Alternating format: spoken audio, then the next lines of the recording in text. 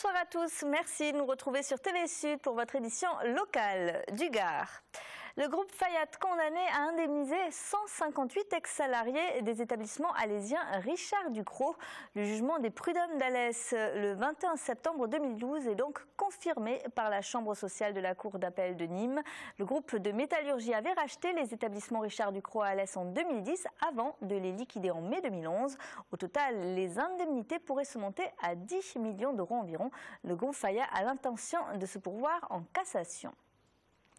On vous l'annonçait hier dans votre journal, le maire socialiste de Bellegarde et le nouveau président de la communauté de communes Beaucaire Terre d'Argence qui s'est réuni hier soir en séance plénière pour procéder au vote. La présidence échappe donc à la ville phare, Beaucaire, et à son nouveau maire Front National, Julien Sanchez, qui a été élu au poste de 3e vice-président.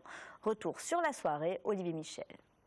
Julien Sanchez, le nouveau maire Front National de Beaucaire, ne présidera pas la communauté de communes Beaucaire Terre d'Argence. Sur le vote de 31 conseillers communautaires, il a obtenu 11 voix, celles de ses conseillers municipaux, contre 18 pour Juan Martinez, le maire PS de Bellegarde.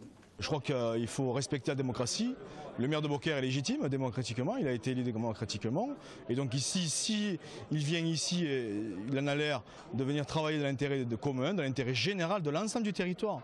Beaucaire n'est pas le territoire. Le territoire, c'est 30 000 habitants, c'est 5 communes, hein, vous savez, c'est important. On a travaillé déjà, la majorité des maires, les 4 maires sortants et qui ont été reconduits pour ce nouveau mandat, ont travaillé ensemble de 2008 à 2014. On veut continuer ce travail, on veut continuer dans l'intérêt général, c'est ce qui nous importe aujourd'hui. En dehors de toute politique politicienne, l'heure semble donc être à l'apaisement. Julien Sanchez a été proposé au poste de 3e vice-président après interruption de séance et a même été élu avec 21 voix sur 31. Je pense que les autres communes ont apprécié que mes élus votent pour les candidats présentés précédemment en 1er et en 2e vice-président. Et je pense qu'ils ont voulu nous rendre l'appareil en votant ensuite pour ma candidature. Je pense que c'est ce qui s'est passé. Voilà, tout simplement. Donc je me satisfais encore une fois que nous ayons choisi de travailler dans l'intérêt général et de faire passer le sort de chaque commune avant les égos des uns et des autres. Une notion d'intérêt général qui semble faire l'unanimité et qui devra perdurer. Dans le cas contraire, Julien Sanchez a annoncé qu'il démissionnerait, ce qui mettrait en péril cette communauté de communes de 30 000 âmes où Beaucaire représente la moitié des habitants. Le petit train fait son retour dans le centre historique de Nîmes. L'Office de tourisme a remis en place ce petit train touristique avec un nouveau circuit. Une façon agréable de découvrir ou de redécouvrir la Rome française d'avril à octobre. Émilie Sudry et Nicolas Dumas l'ont pris. Après une absence de 3 ans, une nouvelle société a été mandatée par l'Office du tourisme. Tous les jours, rue Auguste, le petit train prend son départ à partir de 11 h. La mise en place donc, du petit train touristique, c'est à la suite d'une forte demande et des professionnels et des visiteurs. Hein, ça permet de visiter la ville de Nîmes très confortablement. Voilà, donc vous savez que c'est en 7 langues. Le circuit a été un petit peu changé par rapport au train précédent. Voilà, il a un petit peu évolué, mais toujours dans le centre historique bien sûr.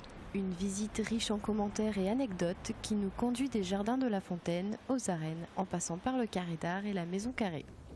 Une promenade qui n'est pas réservée qu'aux touristes. Alors les gens sont vraiment ravis.